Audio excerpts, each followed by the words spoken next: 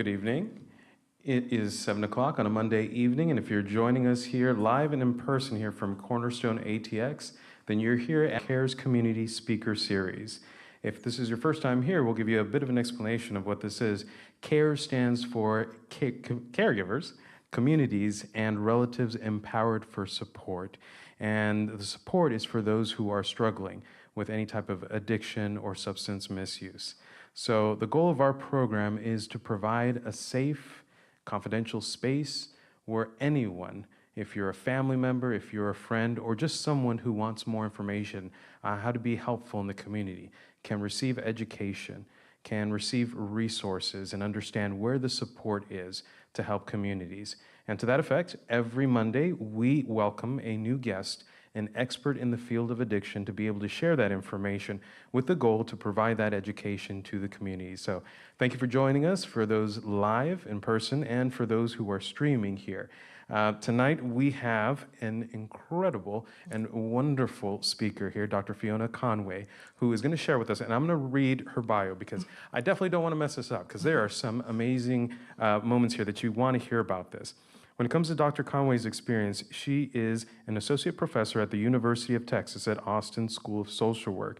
But not only a professor there, but she's also the associate director of research at the school's Addiction Research Institute, with research focused on substance use behaviors, emphasizing on recovery support services, and this is a new one for me, digital health solutions and substance use among adolescents and young adults.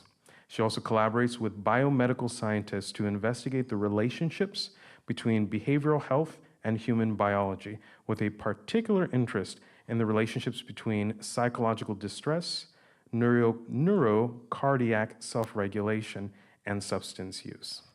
So with that, please know that when it comes to these speaker sessions, we welcome the space, we gather information, you will have questions, so we encourage you to think of those questions as we go along, and we'll reserve space at the very end to moderate those questions here. Also, a quick reminder for anyone here and for those who are watching, this space is meant to be a safe and confidential space, so the camera will only be focused on the speaker and the moderation that's happening here.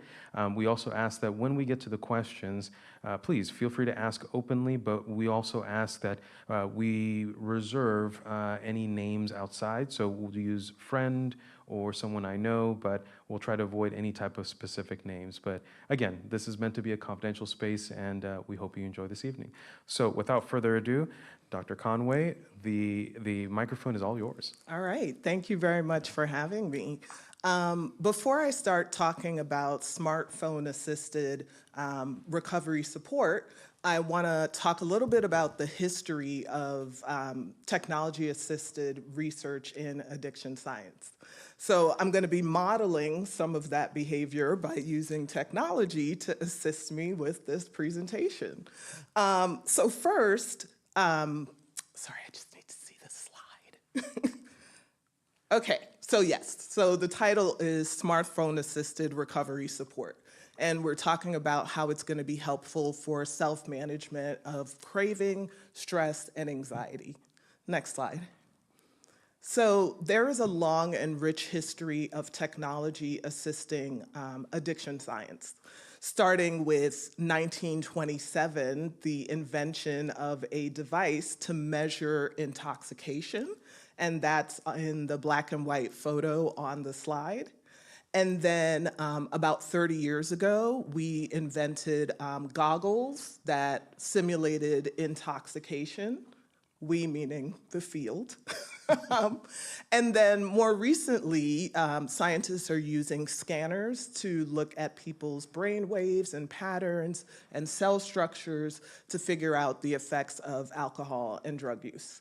So before we get to the smartphone-assisted recovery support, it's important to think about the context with which it developed. All right, next slide. All right, so what scientists are doing now is they are using something called just-in-time actions to provide support for people in recovery. So a just-in-time action delivers a product or a service just when it's needed. So a good example of that system are fire trucks. So fire trucks don't routinely just drive around the city looking for fires to put out, right? They're usually parked at a station and they get deployed when they're needed. Another example is in the car manufacturing industry. So parts aren't stored directly at the place where it needs to be. They use a computerized system to say, oh, factory X needs this part, let's send it there. Another system is in grocery stores. So in order for groceries like eggs and milk and vegetables to be fresh, grocery stores use a stocking system to deliver fresh vegetables when they're needed. So just think of a just-in-time as something that you use right when it's needed, not in advance. So during the past decade, recovery scientists have tried to use this idea of a just-in-time intervention to help people who are struggling with substance use disorders for various substances. So whether it is alcohol, tobacco, cigarettes, you can use just-in-time interventions for that. All right, so the reason we have gravitated towards looking at just-in-time's intervention is because most treatments that people use when they're in recovery requires person-to-person interactions. So if you feel like you need support, you might contact your sponsor, you might contact a friend, a family member, and those are wonderful, sources of support. But often when people are feeling compelled to use after they've made a commitment to reduce their use, or feel like they're gonna stop, their abstinence, is in jeopardy, typically they're alone, right? Or they're unable to reach out to someone at that time. So just-in-time interventions were designed to give support to people, when they need it. It's just in time, even in the absence of interacting with someone. That's why they were developed. Okay, next slide. So just-in-time smartphone apps for substance use recovery delivers different types of support. They can be mindfulness strategies, motivational messages, coaching or tips, and they can be delivered either through an app or sometimes a text message. So, next slide. So we're going to talk about those different types of interventions. So first, let's focus on mindfulness strategies. Mindfulness strategies are designed to encourage you to focus your awareness on your breath, your thoughts, your bodily sensations, in using non-judgmental curiosity. So for example, if you're breathing heavy, just notice it. Don't judge, oh my gosh, I'm breathing heavy, what am I gonna do about this, right? Or if you're having an emotion, I'm feeling stress, just non-judgmental curiosity. Oh, I'm feeling stress, right? Not immediately, how can I reduce it? So that's what mindfulness is. So on the next slide, there's an example of smartphone-delivered mindfulness strategies from a study. And in the middle, I'm actually going to read what it says, and I'm going to use my technology to assist me. So the message in the middle says, notice any thoughts you've had about smoking cigarettes. Be aware that our thoughts continually change from moment to moment, and that the thoughts about smoking will pass. So someone might get that message delivered onto their cell phone. Next slide. The next slide talks about a motivational message. And they're different than mindfulness strategies because they don't suggest a specific action. So they're not saying, notice your breath, or they're not saying, pay attention to, your senses. It's actually just a message to motivate you, which can also be very powerful. So I'm gonna read that message. The message on this slide states, quitting smoking may be uncomfortable at times, but it will get easier. Your cravings will become less frequent, and less intense the longer you go without smoking. Don't give up. Then the next example is going to be about coaching and tips. So it's different from mindfulness because it's not asking you to look at your thoughts or bodies or emotion. It's different than motivational messages because it's not just a, hey, think about this, right? So coaching tip, an example of what's on this slide, it was sent to someone to help them reduce their alcohol intake. So it says, redirect your attention to activities such as listening to music, reading, or taking a walk. So those are the different categories. Next slide. Okay, so now I want to tell you about a 2-year study that I conducted with participants who were in recovery from opioid or stimulant use. And what I did was use a smartphone app that delivered resonance breathing exercises. I'll explain what that means. So resonance breathing is a slow breathing technique that encourages you to synchronize your respiration with your heartbeats, right? So the resonance breathing can calm your nervous system, and research has shown that it is helpful for reducing stress and anxiety. More recently, addiction researchers like myself have been exploring whether using this resonance breathing can also help with managing drug and alcohol cravings. Because craving is also a physiological process. It's not just, oh, I think I'm gonna feel like using. Your heart rate, might speed up, and so resonance breathing might be able to help with that too. Next slide. All right. So before I tell you about the cool app and how fantastic it is, I want to talk a little bit about the science behind resonance breathing, because I think sometimes when we hear about breathing techniques, some of us are like, oh, that's pseudoscience, it's not hard science, but there really is hard science behind doing breathing exercises. So I want to talk about that first. Okay. So the first thing to be aware of is, we know this, there is a mind-body connection. So for example, we know that chronic stress can cause heart disease, right? That's a outcome of stress. What we don't think about as much is that you can use your body to influence your mind. Use your body to influence your health. So for example, if you go and exercise, you can improve your mood. So there's a bi-directional relationship between our minds and our bodies.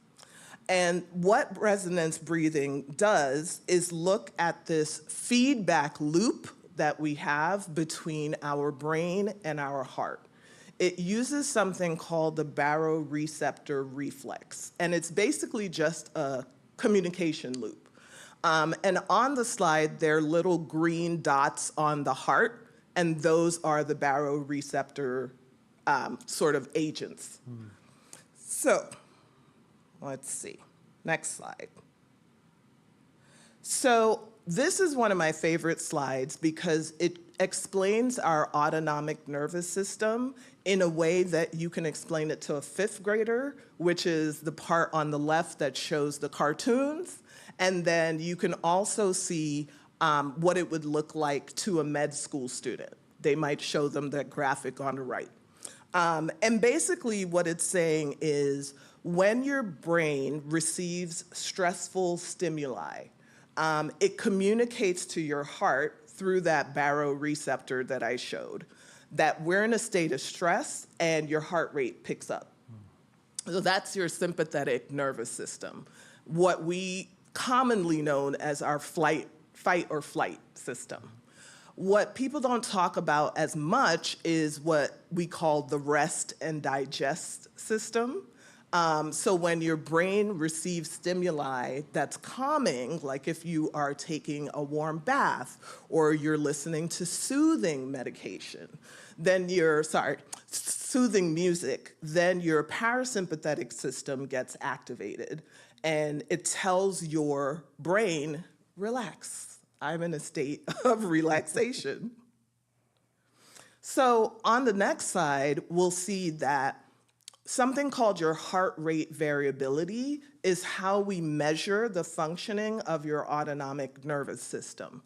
So there's a little example of your heart rate on the slide. And if you see the long intervals between your heartbeats, that means that you are in a state of relaxation for the most part. And the shorter intervals between heartbeats can indicate that you are in a stressful state. Now, those intervals can also speed up if you're doing exercise or if you're excited about something, and that's okay for your heartbeat to be a little rapid for that. But if you're just sitting at home and you're just relaxing, your heart rate should not be beating super fast, except for sometimes it engages where people are experiencing craving or psychological distress. So that's what we focus on. All right. So what scientists have done is they've taken that information about the baroreceptor reflex, they've taken the information about our autonomic nervous system, and they developed something called biofeedback training. And what biofeedback training is, it's a mind-body technique that uses visual and sound feedback to help us gain control over bodily functions, such as our heart rate, our blood pressure, blood flow.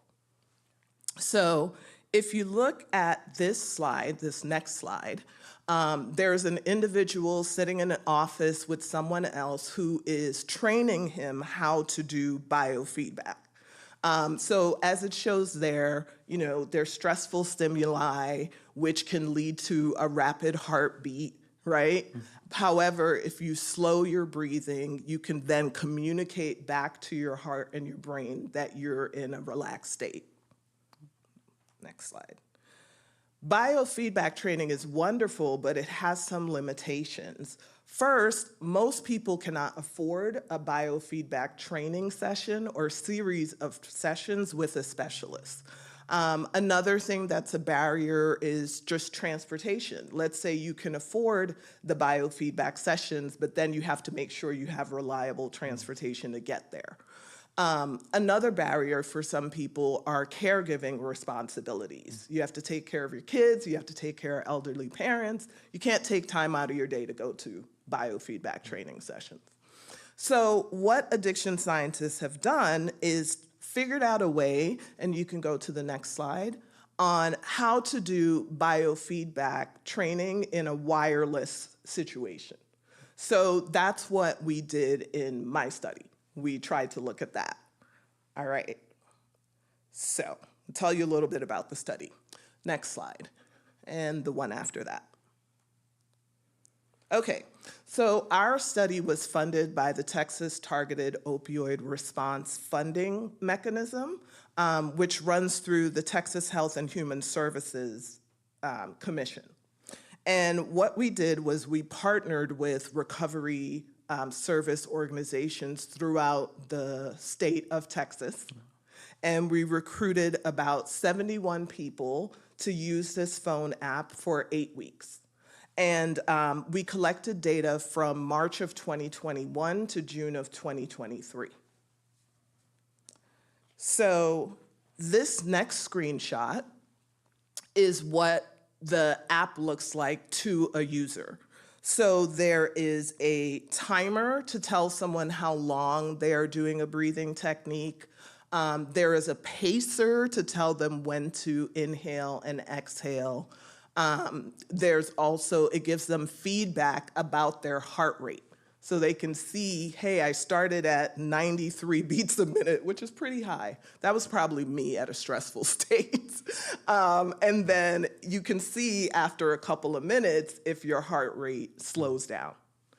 On the next slide, you'll see that this app also collects information about all the previous sessions of breathing that you've done. So you can actually click on it, see what your heart rate was. yesterday at 8 a.m. when I did it versus tomorrow at 8 a.m. when I do it.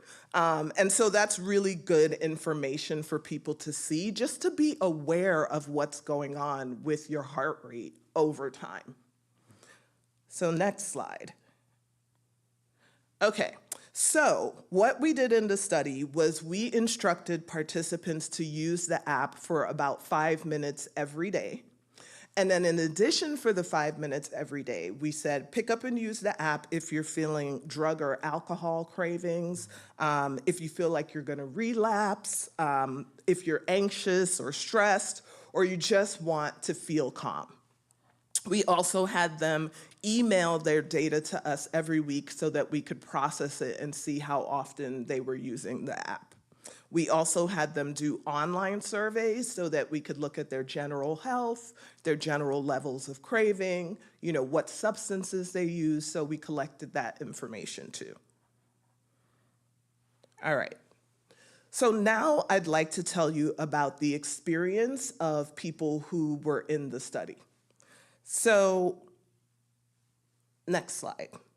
All right. So the primary objective of our study was to look at user experience.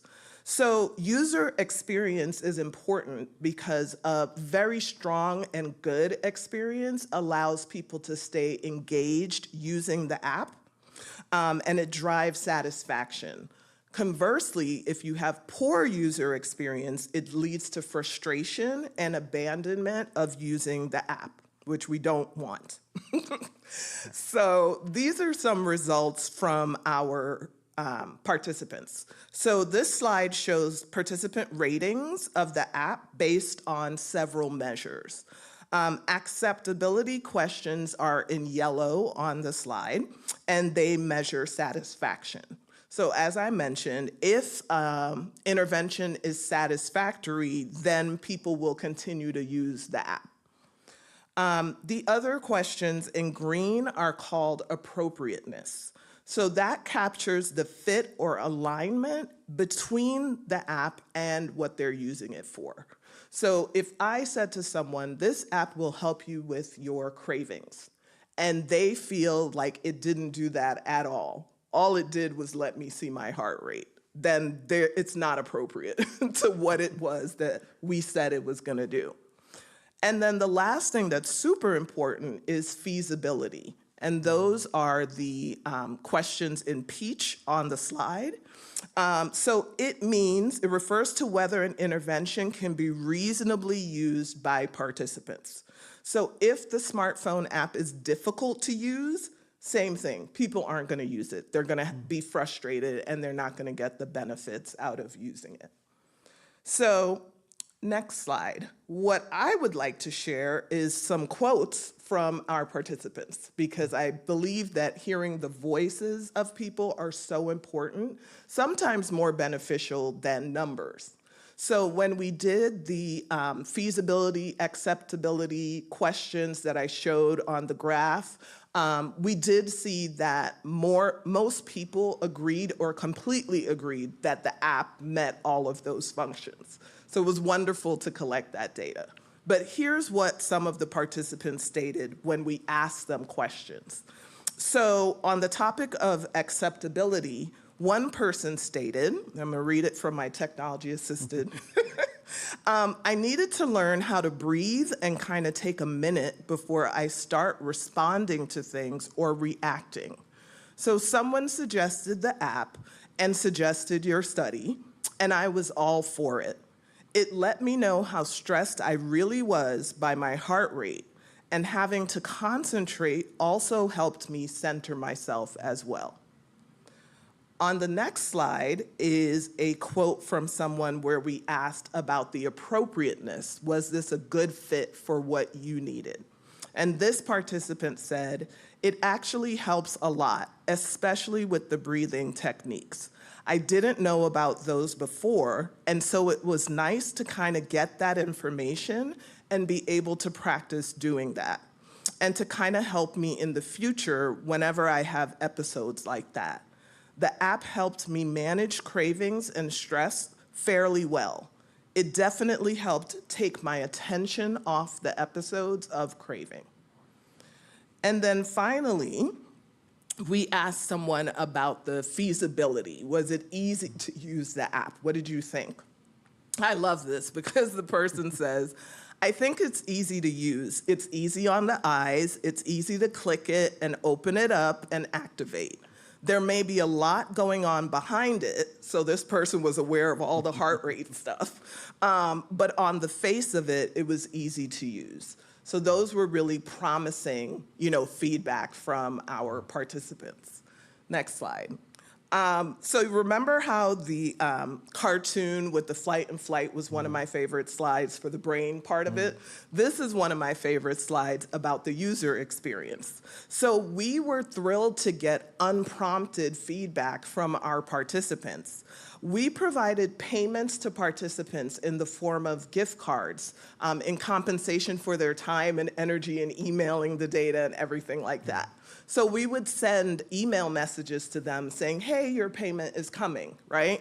So we got responses to those emails. So one participant wrote, I finally quit smoking cigarettes by using this app. I want to use the card to send my friend flowers. She talked me into doing this. Wow. Yeah, it was pretty cool.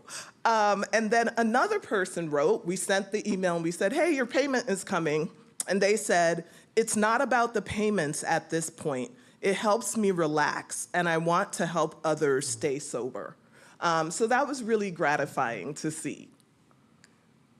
So now that I've talked about, some of the research we're doing with user experience, what's next with research on this horizon? So next slide. So on this slide, I put, you can go to the next one. Some articles that have been written about just-in-time interventions and smartphone-assisted therapies, and I will provide you with the citations so you can share with everyone when we're done. So a lot of the studies have been done on user experience, similar to mine, because like I said, if people don't have a good user experience, they're not going to use it.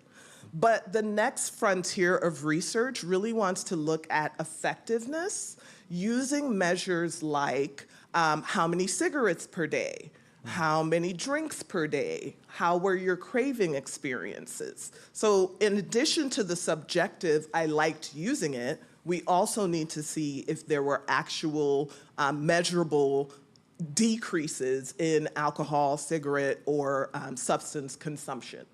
And there are scientists right now out there that are doing this type of work, but we still need more studies. And I think one of the things that's most critical about this type of study is we need more funding for addiction scientists to do this type of work. It costs a lot of money to develop a software, as you can imagine. But I think definitely if we have more funding, then we can push the boundaries of what smartphone-assisted, self-management of recovery support can look like. So last but not least, I actually created a resource along with my graduate assistant, I have to thank him, of popular cell phone apps that can be used to assist with recovery. So I'm going to provide you with that PDF and you can share it with your community. So I'm not going to read off the list, but there are many of them that allow you to do the breathing techniques. Some offer the motivational messages that I mentioned. One thing that I do want to talk about with the apps that have breathing techniques in them, in the literature, there are many different ways that you can do slow breathing. You can pace it like 4 breaths in, 8 breaths out. There are some that it's just like, go at your own pace. But what I wanted to recommend to people who want to do resonance breathing, which is what I spoke about, is to find an app where you can customize your breath pacing. So for most people, if you inhale for 5 seconds and exhale for 5 seconds, that will get you at your resonance breathing frequency. Remember I showed you the slide with the biofeedback training?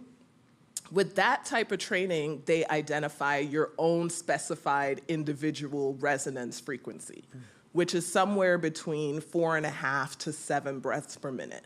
But again, because everyone can't afford that, scientists have actually looked to see what is an average pace of breathing that will help us get to that same thing. And that's what is inhale for 5 seconds, exhale for 5 seconds. So if you go to a customizable app, you'll see they'll give you the option to either do 6 breaths per minute, which is 5 in, 5 out, and you can kind of, customize it to what you need. So I just wanted to put that there as kind of like a final statement if you're going to do breathing. Actually, my final statement is this. These breathing apps are wonderful for people in recovery who are trying to manage their stress, their anxiety, their craving, but they're actually beneficial for anyone who's dealing with stress, anxiety, and craving. And so what I would recommend is if you're a family member, a friend who's wanting to support someone, and you say to them, hey, I learned about this really cool thing, you should do this, I would recommend you download the app yourself on it and join your family member and friend in doing the exercises. And you can set up little accountability structures. So like every morning, we're gonna check in with each other and see whether we did the breathing exercises. So that's one way that I think we can facilitate recovery support and have people feel that they have a sense of agency and that they have support along the way. All right, so questions. I have plenty. Okay, I have fantastic. So many. I love questions. First off, Dr. Conway, thank you so much for sharing about this. I mean, you caught my attention when you said that the idea of technology being infused in the space to help goes back to 1927. Yes. So for 100 years, we've had all sorts of different, products, things that have been tested. The idea is that there's a need out there, and we're trying to create something that works in that need. Absolutely. So a couple questions that I have, and I promise I'm going to try not to take the microphone because we're going to give the crowd space also for questions. But one thing that I think about is, you've got people out there that have chronic stress, and you talked about this, that every day is very stressful. And you mentioned like heart rate and where it might be, and that someone at like 90 beats per minute, could be dealing with a lot of stress. So what about those individuals where their resting heart rate seems to always be primed for there's a danger around the corner? How do apps like this, how do you offer that to someone who may just be every day, every moment, it's a panic? Absolutely. I'm glad that you asked. And I think, what I mentioned was that in the study, we asked participants to do it for 5 minutes every day, regardless of whether they felt like they were anxious or stressed or having relapse. So resonance frequency breathing is actually something that we ask people to do like exercise. Okay. Right? So even if you can't pull out your phone when you're having an argument with someone, right? Or you're stressed about a project at work, if you do these exercises in the morning, in the middle of the day, at night, you actually are training your system how to constantly sync your breath to your heart rate. And that actually increases something called heart rate variability. So it is just like exercising. You can do it in a sort of specified, time during the day, and it will give you benefits. Wow. Yeah. And another thought that occurred to me too with that is just how we reach out to maybe the youth, adolescents, communities, because I often hear people say that there's kind of this generational gap. I don't want to be on my phone, but then I'm also looking at my kids who are like, well, that's how you spend all day. And school is now, using a lot of technology. So have you seen any efforts going in that direction to kind of help with preventative services and kind of pushing apps like this that could be beneficial? Yeah, absolutely. I have, colleagues at the School of Social Work who are doing a lot of research about tablet-assisted interventions, cell phone-assisted intervention. I may get this wrong, but I know we're doing something at the Health Behavior Institute that's called like Teen Choices, a program you may have heard about. So yes, I think that researchers have seen the benefit of using technology-assisted interventions to target younger people. Because that's how they're sort of used to consuming the information. So I'm glad you asked that because it can help bridge that generational divide. And I also think about when you talked about most of the strategies that are out there are person to person. So you reach out to someone, a sponsor, a trusted friend. But I also think about the communities where maybe just on that journey of wanting to change, that there may be a lot of shame. Yes. And a family member may say, I'm available, but this person will not reach out for many different reasons. But to have something, a tool, something that isn't tied into that kind of relationship or will be judged. I mean, have you noticed that in terms of the stage of where someone's journey, that's an entry point for them? Any data on that? I haven't, but now you're giving me ideas. I'm really excited you asked that because the questions that guided our interview was just about user experience, but I think that is something that we could explore, like at what part of your recovery journey is using these apps helpful or most beneficial? So thanks for that question. Right. I'm gonna go back and look at the recording and see what you asked. Well, and one more question, then we're going to open it up Sure. for space for one or two questions here in the crowd. But when we talk about family members and community members, and I love how you pointed this out, where you talked about this isn't just for someone that's going through addiction. You know, this is also for the caregivers, for the family members, that they can use it themselves. And if they use this, they practice it, then it becomes something that's good for them, Right. that's easy for others to kind of access. To your knowledge, are there any communities around caregivers, around family members, where this is something that's being promoted specifically for them and trained specifically to them? I'm not aware of that either, but you've also given me another good idea. That seems like something that we should be pushing because right now, most of the research is just with the person who is in recovery themselves. So you've already given me an idea for a new study. I could see something where I would do dyads, where I would have the person in recovery download the app, a person who's supporting them download the app, and look to see what their experiences have been through the study. So I love that idea. Well, it's funny because on this stage, we've had clinicians, we've had counselors, researchers, you know, and we hear so many stories about how we connect and build bridges between family members and, you know, the pain that's happened in the past. And it's not an uncommon thing that we hear people say that there's so much stress that leads to this moment of, I just can't talk to the other person.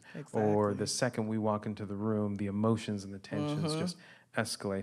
And I'm also thinking about the holidays that are coming up. Yes, and that tends to be something that people cite a lot. So for someone who might be saying, I'm stressing because we may have a family gathering. Right. Or we may not, based on how it went down last year. Right. So how could they approach? I mean, what would you recommend? I know there's a long list. Oh, yeah. What would be something that you would recommend for them, even practicing now, as we're getting a couple of months before holiday seasons? Absolutely. I think there's a couple things. So, you know, I'm not here to promote any particular app. You know, full disclosure, I have no financial interest in any of the app. But there is one that's called Finch that's on that list. And I really like it because you can set like personal goals for yourself. You can program it into the app. So for example, I put in something like take long walks every day. And you get to check it off. So if someone is anticipating, you know, going into a situation like the holidays or something that may be stressful for them, they can customize and create their own goals for themselves. So if you, Renee, know that if I wake up in the morning and I stretch, this is going to help me maintain my sanity while I'm visiting, my in-laws, let's say. You can put into Finch, okay, wake up and stretch, and start doing that on a regular basis. So I really feel like putting those customizable self-care things into the app can be helpful. It's kind of like an accountability partner. Okay. Right. Okay. And when I hear you say that, and I promise the last question, we're opening it up. It's fine. But I don't know if I can even say this, but those devices that go on your wrist. Yes. Without naming anything, but Right, like, specifically, right. But they measure heart rate and they tell us these kind of things. Is that any different? Cost-wise, accessibility, from the apps that we're looking at here right now? Yeah, I would definitely say so. Having the watches that tell you, all of that stuff and can do the sensors, they're great, but as you mentioned, cost prohibitive. Okay. Some of the apps on the resource that I'm going to give you are free. Oh, great. Some of them are like $6 a month. And as we're coming up for the holidays, I'm glad you mentioned the holidays, a gift you can give to someone is like a year subscription to the breathing app. It might be like $90 for the year, but that's something that you can give as a present. Well, and I love that because it reminds me of that comment, that feedback that you received about someone being gifted the gift card that they were being told and saying, I've quit smoking and I want to gift this to someone. So the idea that as we build communities, and that's a big part of what we're doing here with the CARES program, is we're trying to provide as many resources. Right.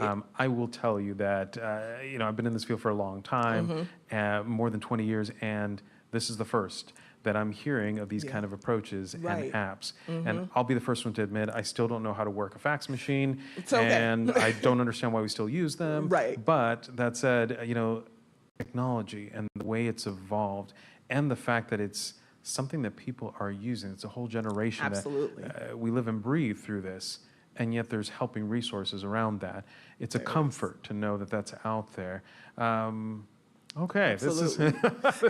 I love talking with you, Renee. We have a prior, collegial relationship, and I get excited. And now that we're talking about Christmas gifts, I'm thinking about communities like CARES, right, that are promoting self-care, not just for the person who is in the recovery journey, but for the families. I could see you guys raffling off gift cards that can be used towards apps. Well, try to think creatively. Yeah, no, and that's the thing, is that these tools exist, and I know many of us are always asking for, what can we use? What I love and what I'm seeing here is that we're talking about things that we can practice ahead of time. Yes, absolutely. It's prevention, and that's a huge, huge part. That when you're in the moment, where do we go? But if you've managed to control the breathing, if you've managed to get into that state, resonance frequency breathing. Yes. So resonance frequency breathing, and you're able to practice that and be attuned to that. That could be incredibly helpful to be able to focus in those moments when you need it. Absolutely. Okay, I promise to open up, and I know I'm looking at time, right. So we'll have time for about one question in the crowd. Cool. So. If we got a microphone going, yes. Yes, so I'm ecstatic that we talked about digital health strategies. Like there's telehealth, there's AI chats now. Yes. There's so many ways that, the youth and young adults are always on their phones. Right. It's always there. So I love that we're talking about this. I guess one of my questions was, why did the program choose to study and pursue the breathing bio feedback technique strategies over any of the other kind of digital platforms? Fantastic. I think, I was going to say we're just nerds. And so I got fascinated with it because my mentor, when I was doing my Ph.D., she was a neuroscientist. So I'm a social worker. And I was just fortunate enough to be working under this neuroscientist. And I just got really excited about the brain and heart science between that connection and how we can manipulate it ourselves with our breathing. So definitely, as I mentioned, some of those slides, there are studies that look at the motivational messages, at the mindfulness strategies. But I love this idea of looking at this kind of quote unquote hard science behind what we're doing. The other reason I liked it, versus some of the other stuff that I could have studied, is this idea of breath work helps you manage involuntary processes. So our heart rate is involuntary. You know, we're driving and we think we're gonna get in a crash, and automatically our heart rate speeds up to kind of stop us from crashing, right? So how do you take care of something that's involuntary? Well, breathing can do that. So that's why I got excited. It's involuntary and it's outside of our conscious awareness, but we actually have a technique we can use to intervene on that. And that's powerful, and I want to just further emphasize that oftentimes we get families that say, I can't control this, and I've tried, Right. and I'm frustrated, and if Yes. only they, and if only if they could do this, but then the question of I don't know, I have no control, and yet to be able to influence your body, to be able to manage that, to be able to calm that Yeah. down, that's a powerful strategy and technique.